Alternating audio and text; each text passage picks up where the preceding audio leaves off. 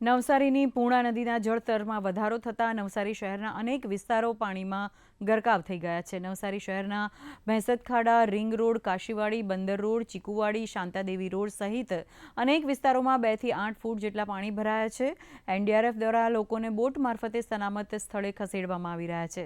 નવસારીની પૂર્ણા નદી ભયજનક સપાટીને વટાવી દેતા ઘોડાપૂર સર્જાયું છે। નવસારી શહેરમાં પૂરની પરિસ્થિતિના પગલે જનજીવન અસ્તવ્યસ્ત બન્યું છે।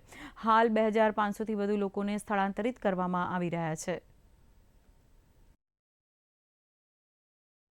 પૂર્ણા નદીના જે ઉપરવાસમાં વધુ વરસાદના લીધે થોડી પૂર જેવી પરિસ્થિતિ સર્જાય, પરંતુ અધિકારીઓની મિટિંગમાં ચોક્કસ રીતે જણાવવામાં આવ્યું કે આ વખતે પરિસ્થિતિ પર નિયંત્રણ કરવાની કામગીરી બંને પક્ષોએ સુંદર રીતે કરી છે।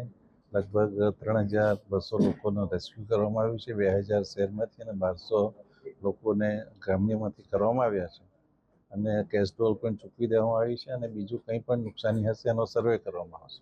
નવસારી શહેર વિસ્તારમાં રેલ રાહત કોલોની, બાલાપીર દરગાહ, દશેરા ટેકરી, રુસ્તમવાડી, બીજલપુર જેવા અને અન્ય નીચાણવાળા એરિયાથી આશરે 100 લોકોનું સ્થળાંતર કરવામાં આવ્યું છે અને ગ્રામ્યમાં પારડી, વાડા, અડદા, ધારાગીરી, નશીપુર, ભીલસાડ, કચ્છોડ, કસબાપાર, ચંદ્રવાણસુપા આટલા ગામોમાં મળીને આશરે 650 લોકોનું સ્થળાંતર કરવામાં આવેલું છે।